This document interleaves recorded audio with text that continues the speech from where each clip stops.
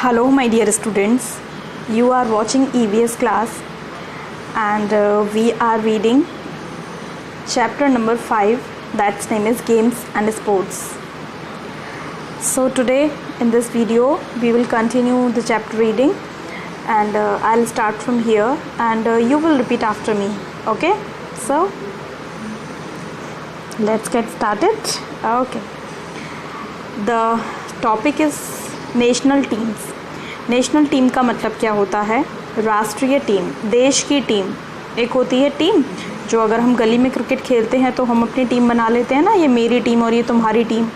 ऐसे ही क्या होता है, जो वर्ल्ड में कंट्रीज़ होती हैं, जो देश होते हैं, वो देश भी अपनी अपनी टीम्स बना लेते हैं और फिर उनके बीच में क्या होते हैं, गेम्स के कॉम्पिटिशन्स होते हैं।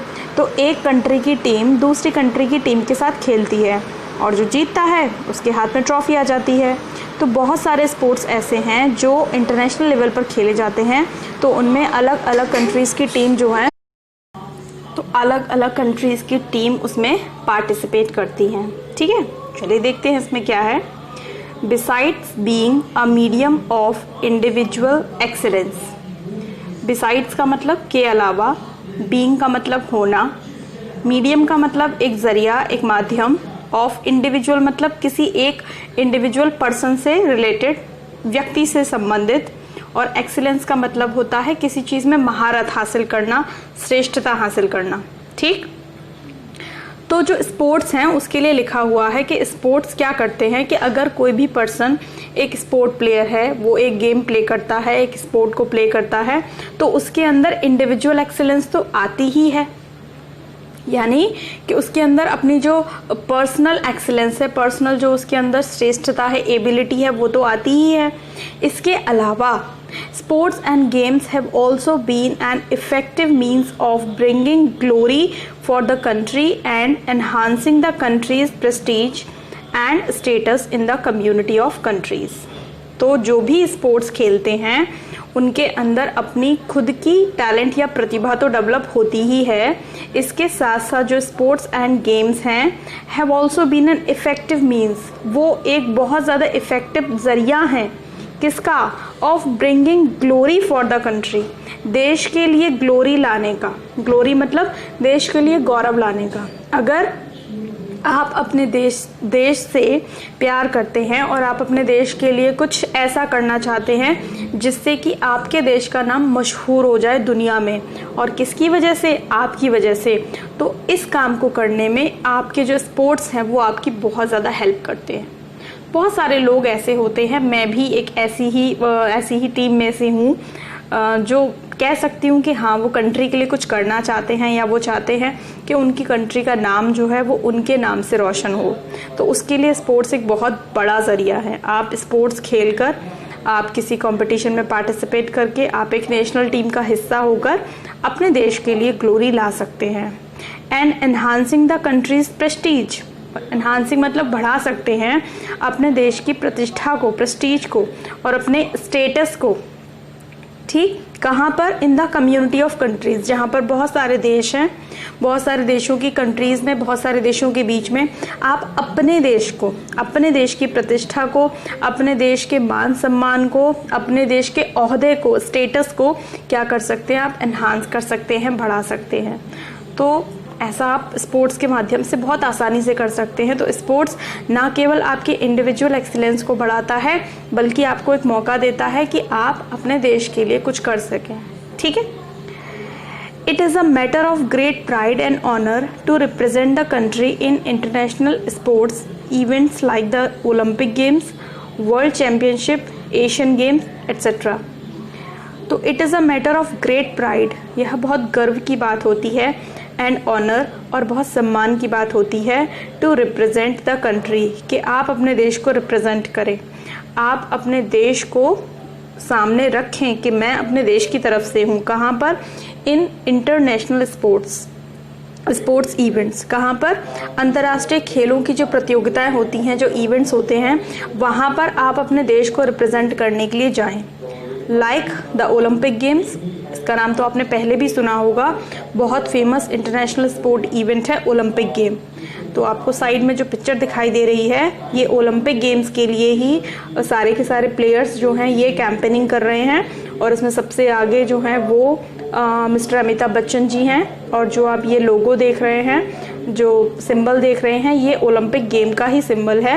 इसमें 5 अलग अलग कलर की रिंग्स जो हैं वो एक दूसरे के साथ एंटेंगल्ड हैं, फंसी हुई हैं। और ये जो रिंग्स हैं ये क्या रिप्रेजेंट करती हैं, क्या डिनोट करती हैं? ये डिनोट करती हैं दुनिया के 5 कॉन्टिनेंट को। हमारे 5 महाद्वीप है ना, ठीक, तो उन 5 महाद्वीपों को ये रिप्रेजेंट करती हैं। इसका मतलब ओलंपिक गेम्स जो हैं वो एक ऐसे गेम्स हैं जिनमें खिलाड़ी 5 महाद्वीपों से भाग लेने के लिए आते हैं। इसी तरह से बहुत सारे इंडिविजुअल गेम्स की वर्ल्ड चैंपियनशिप होती हैं, टीम गेम्स की वर्ल्ड चैंपियनशिप होती हैं, एशियन गेम्स एशियन कंट्रीज़ के बीच में होते हैं। तो ऐसे बहुत सारे गेम्स इंटरनेशनल लेवल पर खेले जाते हैं जहां आप अपने देश को रिप्रेजेंट करने के लिए जाते हैं। अ नेशनल प्लेयर, देखिए प्लेयर तो सभी होते हैं लेकिन प्लेयर की लिस्ट अलग अलग होती हैं, कैटेगरी अलग अलग हो जाती हैं। जैसे कोई कहता है कि मैं डिस्ट्रिक्ट प्लेयर हूँ, इसका मतलब वो डिस्ट्रिक्ट लेवल पर खेलता है। कोई कहता है मैं स्टेट प्लेयर हूँ, स्टेट लेवल पर खेलता है। कोई कहता है मैं नेशनल प्लेयर हूँ, इसका मतलब वो अपने नेशन को रिप्रेजेंट करता है जब भी वो खेलता है। तो a national player is recognised everywhere. तो स्टेट प्लेयर को तो नहीं जानते लोग, डिस्ट्रिक्ट प्लेयर को भी नहीं जानते हैं लोग, स्कूल प्लेयर को भी नहीं जानते हैं लोग। लोग किससे जानते हैं? जो प्लेयर धीरे धीरे step by step national level तक पहुंच जाते हैं उनको पहचान मिलती है समाज में, दुनिया में, उनको लोग जानते हैं। And is regarded as a hero. और बहुत सारे नेशनल प्लेयर इतना अच्छा काम करते हैं कि लोग उन्हें अपने सिर माथे ले लेते हैं। जिस तरह से टीवी इंडस्ट्री के हीरो और हीरोइन को हम बहुत ज़्यादा प्यार करते हैं, उसी तरह से जो हमारे नेशनल लेवल के प्लेयर होते हैं उन्हें भी हम एज अ हीरो ही रिगार्ड देते हैं by the people of the country. लोगों के द्वारा उन्हें इस तरीके का सम्मान मिलता है। जैसे आपने सुना होगा सचिन तेंदुलकर को लोग कितना प्यार करते हैं। कोई कोई तो उन्हें भगवान की तरह मानकर उनकी मंदिर में मूर्ति रखकर उनकी पूजा भी करता है ना। महेंद्र सिंह धोनी को लोग कितना मानते हैं और विराट कोहली को लोग कितना मानते हैं। तो ऐसे ये तो क्रिकेट प्लेयर के नाम मैंने बताए हैं। इसके अलावा और भी गेम्स के प्लेयर हैं, जैसे विश्वनाथन आनंद का नाम तो वर्ल्ड वाइड फेमस है, ठीक है। सानिया मिर्जा को लोग कितना प्यार करते हैं, साइना नेहवाल को लोग कितना प्यार करते हैं। ऐसे बहुत सारे प्लेयर हैं जिनको लोग अपने सिर माथे लेते हैं। अ national team consist of players from different parts of the country. तो ये तो हुआ नेशनल प्लेयर। अब नेशनल प्लेयर्स से क्या बनती है? एक नेशनल टीम बनती है। तो एक नेशनल टीम में मतलब उस देश की टीम है, वो देश जब जहाँ खेलने जाएगी तो पूरे देश को रिप्रेजेंट करेगी। तो उस टीम में जो प्लेयर होते हैं वो क्या होते हैं? देश के अलग अलग हिस्सों से आते हैं, देश के अलग अलग हिस्सों से आते हैं। They might have different languages और रिलीजन्स। अब जब वो अलग अलग हिस्सों से आते हैं तो क्या होगा? उनकी अलग अलग भाषाएं भी हो सकती हैं और अलग अलग धर्म भी हो सकते हैं। But when they play for the country, लेकिन जब ये अलग अलग भाषा और अलग अलग धर्म को मानने वाले जो खिलाड़ी हैं वो अपने देश के लिए खेलते हैं तो they have only one identity. तो उन सब की पहचान केवल एक ही हो जाती है। They call themselves Indian, we are Indian. आपने पिक्चर देखी होगी शाहरुख खान की चक दे, है ना, जिसमें हॉकी की टीम बनाई थी उन्होंने। तो वहाँ पर यही हुआ था कि बहुत सारी लड़कियाँ अलग अलग रीजन से और अलग अलग लैंग्वेज और रिलीजन वाली आई थी। तो सब अपना इंट्रोडक्शन कैसे देती थी कि जैसे मैं पंजाब से आई हूँ तो मैं पंजाबन हूँ, मैं आंध्र प्रदेश से आई हूँ तो कोई कहता था मैं उत्तर प्रदेश से आई हूँ, तो कोई कहता था कि मैं सिक्किम से आई हूँ। तो शाहरुख खान उनके क्या बने थे उसमें? शाहरुख खान उनके बने थे टीचर बने थे, उनके कोच बने थे, जिन्होंने ये सिखाया कि ये सारी जो अपनी आइडेंटिटी है वो भूल जाओ। आपकी कोई लैंग्वेज नहीं है, आपका कोई रिलीजन नहीं है। अब आपकी, चूंकि आप एक नेशनल टीम में आ गई हो तो आपकी एक ही आइडेंटिटी है कि यू आर इंडियन, ठीक है। तो ऐसे ही नेशनल प्लेयर जब बहुत सारे अलग अलग क्षेत्रों से एक नेशनल टीम का पार्ट बनते हैं तो वो अपने आप को ये नहीं कहते कि मैं इस स्टेट में रहता हूँ या मैं उस स्टेट में रहता हूँ। उनकी केवल एक ही पहचान होती है, उनको सब इंडियन बोलते हैं, वो अपने आप को इंडियन बोलते हैं। When our national teams in cricket, hockey or any other sport win in international tournaments, the whole country celebrates their win as one। ये तो होता ही है, आपने नोटिस किया होगा कि जब क्रिकेट आता है तो पापा बाबा चाचा घर में जितने भी मेल फीमेल लोग होते हैं वो सब के सब टीवी से चिपक के बैठ जाते हैं। और जब वो 6 मारते हैं, जब वो 4 मारते हैं तो क्या होता है? सब उछल उछल के घर में तालियां बजाते हैं, है ना, चाय पकौड़े बनते हैं, तो बड़ा मज़ा लेते हैं। और जब वो जीत जाते हैं बहुत खुश होते हैं और जब वो हार जाते हैं तो बहुत उदास हो जाते हैं। तो ये घर में इस तरीके का माहौल रहता है। तो जब भी हमारी कोई नेशनल टीम, चाहे वो क्रिकेट की हो, वैसे तो क्रिकेट ज़्यादा पॉपुलर है घरों में, बट आजकल दूसरे गेम्स भी निकल रहे हैं आगे धीरे धीरे, तो चाहे वो हॉकी की हो या किसी भी दूसरे स्पोर्ट की हो, कोई भी इंटरनेशनल टूर्नामेंट जीतती है, यानी कि अंतर्राष्ट्रीय स्तर पर जो प्रतियोगिताएं होती हैं उन्हें टूर्नामेंट्स बोलते हैं, तो उनमें अगर जीतती है तो the whole country celebrates their win. तो हमारा पूरा का पूरा देश जो है वो उनकी जीत की खुशियां मनाता है। दस sports and games unite the people of a country. तो इस तरह से हम देखें तो जो स्पोर्ट्स और गेम्स हैं वो क्या करते हैं, वो देश के अलग अलग लोगों को यूनाइट करते हैं, जोड़ते हैं, एक साथ लाते हैं through the performance of national teams. किसकी वजह से? जो हमारी नेशनल टीम्स बनी हुई हैं, वो जो परफॉर्मेंस देती हैं, वो जो काम करती हैं बाहर जाकर देश के लिए, केवल उनकी वजह से हम बहुत प्राइड फील करते हैं और यूनाइटेड भी फील करते हैं। इन रीसेंट ईयर्स, हाल के सालों में, India has shown great progress in many sporting events in international level. तो भारत ने बहुत अच्छी प्रोग्रेस जो है वो शो की है बहुत सारे स्पोर्टिंग इवेंट्स में, बहुत सारे खेलों में। मतलब पहले भारत का जो परफॉर्मेंस होता था वो इतना अच्छा नहीं होता था, बट अब भारत बेटर करता चला जा रहा है ईयर पर ईयर। कहाँ पर? इंटरनेशनल लेवल पर। तो अंतर्राष्ट्रीय स्तर पर भारत की टीमें भी काफ़ी मजबूत हुई हैं, भारत के खिलाड़ी भी बहुत सारे आगे निकल कर आए हैं। तो हमारा देश अब तक गेम्स एंड स्पोर्ट्स में काफ़ी पीछे था, अब वो धीरे धीरे आगे आ रहा है, और उसका क्रेडिट जो जाता है वो किसको जाता है? वो हम सब बच्चों को जाता है। क्योंकि जब हम सब बच्चे बचपन में ही ये सोच लेते हैं ना कि बड़े होकर हमको प्लेयर बनना है और कौन सा गेम खेलना है, तो बस हम अपना पढ़ाई लिखाई तो जो बीच में करनी है वो तो करते ही हैं, बट उसके साथ हमारा एक ही पैशन बन जाता है कि नहीं, हमें चेस खेलना है, या हमें जूडो करना है, या फिर हमें क्रिकेट खेलना है, या हॉकी खेलना, जो भी स्पोर्ट्स आपके डिस्ट्रिक्ट में ज़्यादा चलते हों, जिनके टीचर्स आपके पास अवेलेबल हों, जो स्पोर्ट्स आपको स्कूल में ज़्यादा खिलाए जाते हों, तो आप भी कहीं ना कहीं उससे अपने आप को कनेक्टेड फील करते हो और लग जाते हो और कह देते हो अपने पेरेंट्स से कि मम्मा मुझे तो बड़े होकर यही करना है, यही बनना है। तो उनकी वजह से क्या होता है, उनके पैशन की वजह से उनको आगे जाके अपॉर्चुनिटीज़ मिलती हैं और वो नेशनल टीम का एक पार्ट बन जाते हैं, और उनको फिर ये ऐसा होता है उनकी लाइफ में कि उनको कभी ना कभी देश को रिप्रेजेंट करने का मौका मिलता है। ठीक है, आगे चलते हैं। Do you know about our national teams? अब हमारे जो अलग अलग गेम्स की नेशनल टीम्स हैं, क्या आप उनके बारे में जानते हैं? शायद जानते भी होंगे और शायद नहीं भी। देखते हैं, let's see. National game of our country is hockey. तो जो हमारे देश का, हर देश का एक अपना नेशनल गेम होता है, तो जो हमारी कंट्री का नेशनल गेम है वो है हॉकी। अब ये थोड़ी सी ना पचने वाली बात है कि लोकप्रिय खेल अगर बात करें, सबसे पॉपुलर गेम जो घर घर में लोग खेलते हैं, जिसके बारे में सबसे ज़्यादा लोग जानते हैं, वो क्रिकेट है। लेकिन नेशनल गेम की बात करें तो वो हॉकी है। क्यों? क्योंकि जब इंडिपेंडेंस हमें नहीं मिली थी, हमें फ्रीडम नहीं मिली थी, उससे पहले और उसके आगे के सालों की बात करें तो भारत के घर घर के बच्चे हॉकी खेलते थे। क्यों? उस समय क्रिकेट इतना प्रचलित नहीं था, हॉकी ज़्यादा प्रचलित था।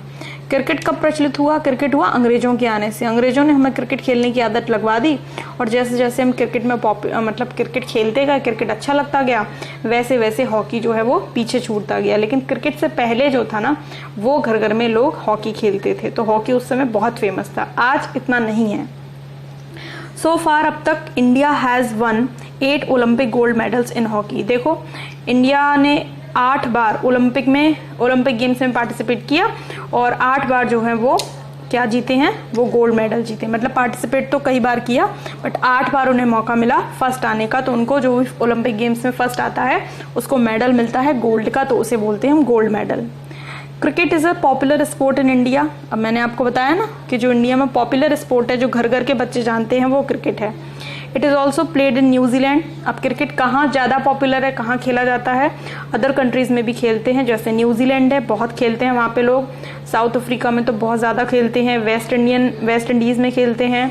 पाकिस्तान में भी इंडिया की तरह सब लोग क्रिकेट को बहुत पसंद करते हैं। ऑस्ट्रेलिया में भी बहुत ज़्यादा खेलते हैं, और श्रीलंका है। तो इंडिया और इंडिया के आसपास की जो कंट्रीज़ हैं, और ऑस्ट्रेलिया के आसपास की जो कंट्रीज़ हैं, वहाँ पर क्रिकेट ज़्यादा खेला जाता है। वैसे एक बात मैं आपको बता दूं, क्रिकेट को छोड़कर बाकी के सारे स्पोर्ट्स लगभग हर देश में खेले जाते हैं। लेकिन क्रिकेट एक ऐसा गेम है जो दुनिया के सारे देश नहीं खेलते, कुछ एक देश ही खेलते हैं जिनके नाम आप यहाँ पर देख रहे हो। अमेरिका क्रिकेट नहीं खेलता है, जापान क्रिकेट नहीं खेलता है, चाइना क्रिकेट नहीं खेलता है ना, और जर्मनी क्रिकेट नहीं खेलता है, बेल्जियम क्रिकेट नहीं खेलता है, इटली क्रिकेट नहीं खेल, इटली तो खेलता है आई थिंक। तो मतलब कुछ ही देश जो हैं वो क्रिकेट खेलते हैं। इसमें एक और नाम है इम्पॉर्टेंट वाला जो है ब्रिटेन। तो ब्रिटेन से तो क्रिकेट ये एक तरह से स्टार्टिंग ही हुई थी, तो इंग्लैंड और ब्रिटेन या यूके हम कुछ भी कह सकते हैं, तो वो तो क्रिकेट खेलता है। इसके साथ साथ ये जो कंट्री हैं वो क्रिकेट खेलती हैं, लेकिन मोस्ट ऑफ द कंट्रीज जो हैं वो क्रिकेट नहीं खेलती हैं, वो दूसरे गेम्स को खेलना ज़्यादा पसंद करती हैं। अब आप सोचो ऐसा क्यों, और जिसको भी पता चल जाए वो मुझे कमेंट में रीज़न ज़रूर बताना कि बाकी सारे देश बाकी सारे गेम्स खेलते हैं, क्रिकेट क्यों नहीं खेलते हैं। ठीक है, सर्च करना, थोड़ा गूगल पे सर्च करो और पता लगाओ इसका आंसर क्या है, या अपने घर में भी पूछ सकते हो किसी से। चलो आगे चलें। तो देखिए यहाँ पर एक लिस्ट दी हुई है national games of some other countries. जैसे हमारी कंट्री का जो नेशनल गेम है वो हॉकी है, इसी तरह से जो और देश हैं उनकी भी कंट्री का नेशनल गेम होगा, तो वो देखते हैं क्या है। जैसे कंट्री है अर्जेंटीना, तो उसका जो आपका नेशनल गेम या स्पोर्ट है वो है फुटबॉल। बांग्लादेश का कबड्डी, भूटान का आर्चरी, ब्राज़ील का फुटबॉल, जापान का सूमो रेसलिंग या कराटे, कोरिया का ताइक्वांडो, स्पेलिंग याद कर लेना थोड़ी सी मुश्किल है, कोरिया का क्या है ताइक्वांडो, और न्यूजीलैंड का रग्बी, फुटबॉल होती है ये रग्बी भी, और यूएसए का है बेसबॉल। तो देखिए आप, क्रिकेट किसका नेशनल गेम है किसी का? क्रिकेट किसी का भी नेशनल गेम नहीं है। ठीक है, तो मैंने आपको जैसा बताया ना कि दुनिया के जो दूसरे देश हैं वो क्रिकेट खेलना इतना पसंद नहीं करते हैं, दूसरे गेम्स वहाँ पर बहुत फेमस है, तो इस लिस्ट को आप लर्न कर लीजिएगा। ठीक है, चलिए आगे चलते हैं। हमारा जो नेक्स्ट टॉपिक है वो है टीम स्पिरिट। जब हम टीम में खेलते हैं तो हमारे अंदर जो फीलिंग डेवलप होती है उसे हम टीम स्पिरिट कहते हैं।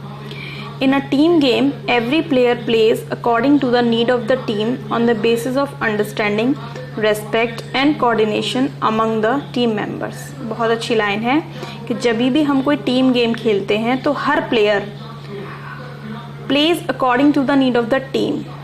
जब हम टीम गेम नहीं खेलते हैं तो जो भी प्लेयर होता है वो अपनी नीड के अकॉर्डिंग खेलता है, लेकिन टीम गेम में क्या होता है कि टीम गेम में हम खुद के लिए नहीं खेलते हैं। टीम गेम में खेलने का मतलब है कि टीम में खेलने वाले जो भी प्लेयर हैं वो टीम की नीड के लिए खेलते हैं। किसके आधार पर? आपस की अंडरस्टैंडिंग के आधार पर, एक दूसरे के रेस्पेक्ट के आधार पर, और एक दूसरे के बीच में जो कोऑर्डिनेशन बनता है, जो सामंजस्य बनता है, जो समन्वय बनता है, उसके आधार पर वो एक दूसरे के साथ खेलते हैं। This is called team spirit, और इसी को हम टीम स्पिरिट कहते हैं। Players in a national team usually belong to different region. हम पीछे पढ़ चुके हैं कि एक नेशनल टीम के जो प्लेयर्स होते हैं वो अलग अलग क्षेत्रों से आते हैं, अलग अलग रिलीजन्स के होते हैं, और अलग अलग इकोनॉमिक बैकग्राउंड्स के होते हैं। इकोनॉमिक बैकग्राउंड्स का मतलब किसी की जो फैमिली है वो बहुत रिच है, किसी की जो है वो मिडिल क्लास को बिलोंग करती है फैमिली, और कोई लोअर क्लास से आता है, कोई अपर मिडिल क्लास से आता है। मतलब किसी के पापा सरकारी हैं, किसी के पापा प्राइवेट नौकरी करते हैं, किसी के पापा बिजनेस करते हैं, तो ऐसे सबकी इकोनॉमिक कंडीशंस जो हैं वो डिफरेंट होती हैं। दे प्ले टुगेदर, लेकिन अब नेशनल टीम में आने के बाद वो सब एक साथ खेलते हैं and to represent their country, और अपने देश को रिप्रेजेंट करते हैं। And their main objective is to win honour for their nation. और अब नेशनल टीम में एक बार आ जाने के बाद जो उनका ऑब्जेक्टिव होता है, जो उनका गोल होता है, जो उनका लक्ष्य होता है, वो क्या है? टू विन ऑनर, सम्मान जीतना। किसके लिए? अपने देश के लिए। अब उनका एक ही लक्ष्य है, केवल और केवल अपने देश के लिए सम्मान जीतना। Team spirit creates selflessness and happiness among players. तो टीम स्पिरिट क्या क्रिएट करती है? एक सेल्फलेसनेस क्रिएट करती है, मतलब स्वार्थी नहीं रहते। जब हम टीम में खेलते तो हमारा स्वार्थ चला जाता है और हमारे अंदर खुशी आ जाती है।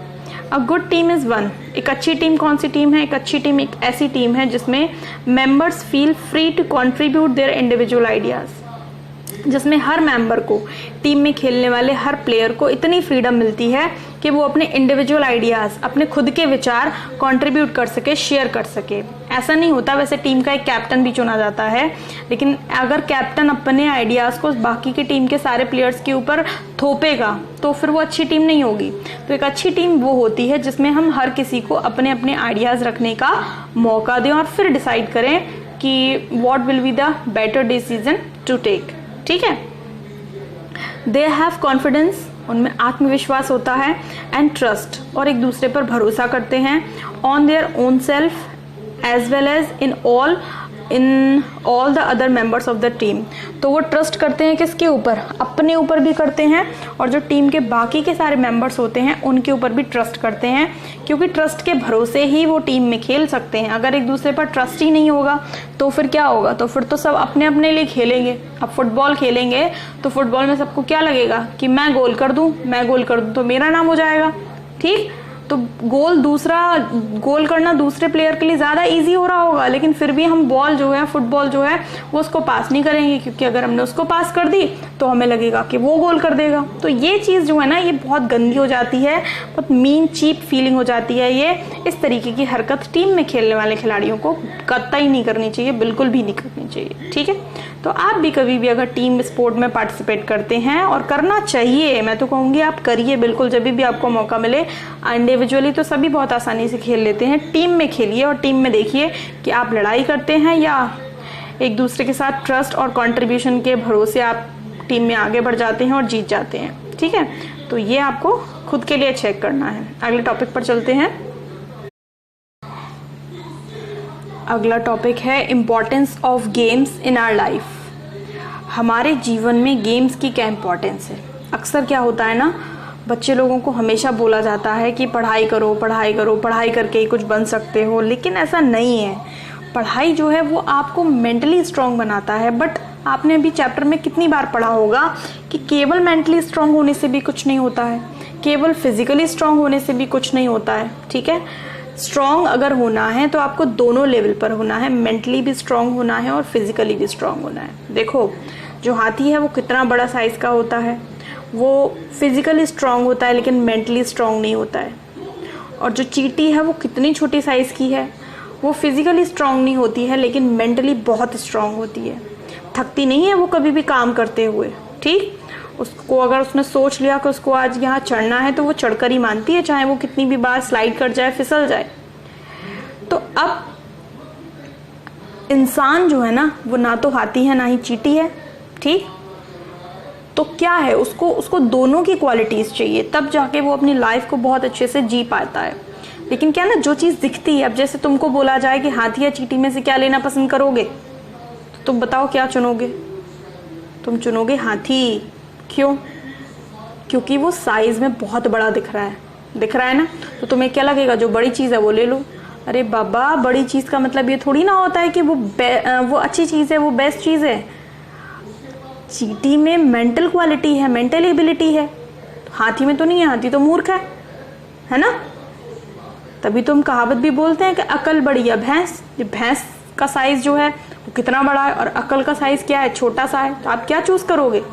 तो बहुत सारे लोग उसमें से भैंस चूज कर लेते हैं।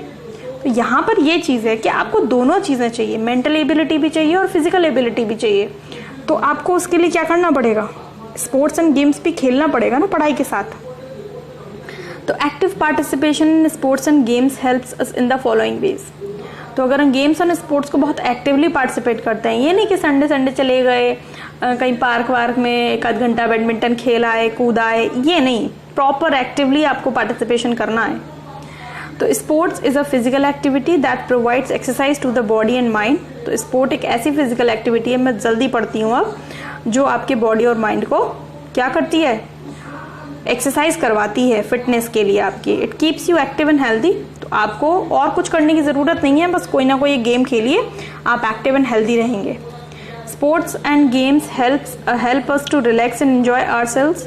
तो जब भी हम कोई एक काम करते करते बोर हो जाते हैं, थक जाते हैं, तो स्पोर्ट्स एंड गेम्स क्या करते हैं? हमको रिलैक्स और एंजॉय करने में हेल्प करते हैं। Children who play games and sports are more self confident. तो जो बच्चे गेम्स एंड स्पोर्ट्स खेलते हैं उनके अंदर कॉन्फिडेंस लेवल उन बच्चों की तुलना में जो नहीं खेलते हैं ज़्यादा होता है। स्पोर्ट्स हेल्प्स अस इन स्टेइंग फोकस्ड। जो खेल है ना वो हमारी फोकस रहने में, हमारा ध्यान केंद्रित करने में हमारी बड़ी मदद करते हैं। And not indulge in unhealthy habits, और हमारे अंदर कोई भी बुरी आदत ना पड़े, कोई भी अस्वस्थ हैबिट ना हम डेवलप करें, कोई भी इंडल्ज ना करें, मतलब उसमें इन्वॉल्व ना हो, उसमें स्पोर्ट्स हमारी हेल्प करते हैं। क्यों? क्योंकि जब हम स्पोर्ट्स खेलते हैं ना तो हमें बहुत संतुलित बैलेंस लाइफ जीनी होती है, बहुत डिसिप्लिन रखना होता है। मैंने आपको मलखम वाले जो प्लेयर हैं वो दिखाए थे ना, कितना ज़्यादा वो लोग हार्ड वर्क करते हैं। रेसलिंग वाले प्लेयर कितना ज़्यादा हार्ड वर्क करते हैं। तो वहाँ पे अब आप ऐसे स्मोकिंग वगैरह नहीं कर सकते ना, ऐसा करोगे तो आपकी फिटनेस, आपकी हेल्थ ख़राब हो जाएगी। तो डिसिप्लिन में रहने से क्या होता है, आप अनहेल्दी हैबिट से दूर रहते हैं, अनहेल्दी फ्रेंड से दूर रहते हैं।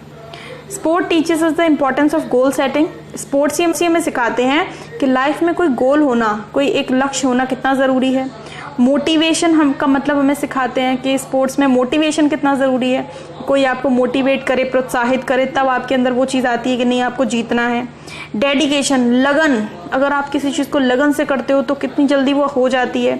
और टीम वर्क, और लोगों के साथ मिलकर काम करना स्पोर्ट्स हमें सिखाता है। Sport unites people and foster patriotism. Sports क्या करते हैं, लोगों को कनेक्ट करते हैं, यूनाइट करते हैं, जोड़ते हैं, और हमारे अंदर क्या फिल करते हैं, हमें किस चीज़ से भर देते हैं, पेट्रियोटिज्म से भर देते हैं। पेट्रियोटिज्म मतलब देशभक्ति फॉस्टर हो जाती है हमारे अंदर, हम उससे पूरे के पूरे भर जाते हैं। तो वो हमें एनकरेज करते हैं स्पोर्ट्स, क्या, किस चीज़ के लिए, किस फीलिंग के लिए, पेट्रियोटिज्म के लिए। क्योंकि जब हम देश के लिए खेलते हैं तो देशभक्ति तो होनी चाहिए। It helps us to handle failures better, और जब हम हार जाते हैं तो उसे फेलियर बोलते हैं। और जब कोई भी आदमी हार जाता है तो आपको क्या लगता है, डज ही फील गुड, क्या उसको अच्छा महसूस होता है? Absolutely not. तो अब उस फेलियर को कैसे हैंडल करना है, देखो जब विक्ट्री होती है तो उसको तो हैंडल करने की ज़रूरत नहीं पड़ती, हैंडल किसको करना है, फेलियर को। तो स्पोर्ट्स में हम कई बार हारते हैं, तो हारते हारते हमें फेलियर को हैंडल करना आ जाता है। इट इन्वॉल्व्स कंपटीशन, प्रतियोगिता तो होती ही है इसमें। And helps us to strengthen our determination, तो हमारा जो डिटर्मिनेशन है, जो हमारा दृढ़ संकल्प है, दृढ़ निश्चय है, उसको भी स्पोर्ट्स क्या करते हैं, स्ट्रेंथन कर देते हैं, मजबूत कर देते हैं कि नहीं हमको ये काम करना ही है, हमको लाइफ में ये गोल चाहिए। It helps us to interact socially. जब हम स्पोर्ट्स कोई खेलते हैं तो हमने कहा ना टीम वर्क तो होता ही है, तो समाज के बहुत सारे लोगों से हमारा इंटरेक्शन होता है।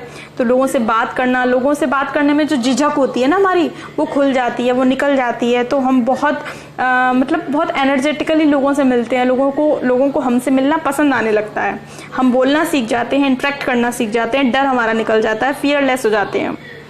It teachers us the values of discipline. तो स्पोर्ट्स हमें, मैंने बताया आपको, डिसिप्लिन सिखाते हैं, रिस्पॉन्सिबिलिटी सिखाते हैं कि अपना काम कैसे करना है, समय पे करना है, साफ सफाई का ध्यान रखना सिखाते हैं, सेक्रीफाइस भी सिखाते हैं, हमें बलिदान देना भी सिखाते हैं, है ना। कि अगर हमारी टीम में कोई दूसरा प्लेयर बहुत अच्छा काम कर रहा है और उसको आगे बढ़ने का मौका मिल रहा है तो हम अपना चांस गवाकर उसको चांस दे देते हैं कि भाई तू कर ले। तो सेक्रीफाइस भी होता है, कभी कभी क्रिकेट में देखना दो प्लेयर एक दूसरे के लिए कैसे सेक्रीफाइस करते हैं। अपनी चांस आ रही होती है तो वो अपनी चांस को हटा देते हैं, लेते नहीं है। क्यों? क्योंकि किसी दूसरे प्लेयर के 100 रन पूरे होने होते हैं, अब बॉल रह जाती है एक, अगर वो उस बॉल को खेल लेंगे तो उसको 100 रन पूरे नहीं हो पाएंगे, तो वो अपना चांस गवा देते हैं और दूसरे को दे देते हैं। तो ये सेक्रीफाइस होता है। और अकाउंटेबिलिटी, जवाबदेही होती है कि आपने ये क्यों किया, आपने डिसीजन क्यों लिया, अगर आप ऐसा करते तो ऐसा हो जाता। तो ये कैप्टन जो होता है ना, उनको अकाउंटेबिलिटी होती है, उनकी जवाबदेही होती है, उनको हर अपने डिसीजन के लिए जवाब देना पड़ता है। तो ये बहुत सारी चीज़ें जो हैं वो बहुत फ़ायदे हैं, ये केवल एक कहने की बातें नहीं हैं। जो भी बच्चे स्पोर्ट्स खेलते हैं, टीम में खेलते हैं, उनको सबको मालूम होगा कि ये सारी चीज़ें एक्चुअल में एग्जिस्ट करती हैं, एक्चुअल में होती हैं। ये सिर्फ सेंटेंस नहीं है, इंग्लिश नहीं है, ये EVS नहीं है, ये केवल, ठीक, वो खेलने वाले को मज़ा आता है। तो ठीक है, आज चैप्टर हम आपका यहीं फिनिश करते हैं। आज की वीडियो भी लंबी हो गई है, डेली लंबी हो जाती है, क्या करूँ, मैं बोलती इतना हूँ, है ना, आप भी बोर हो जाते होंगे। बट टीचिंग प्रोफेशन ऐसा ही होता है। आप कभी कोई चैप्टर पढ़ा कर देखना किसी छोटे बच्चे को, आप अपनी मैक्सिमम कोशिश ये करते हो कि आप उस चैप्टर को बहुत अच्छे से एक्सप्लेन कर सको। तो I try my level best to make you understand the chapter. Okay, so today I stop the video and that's it. Bye.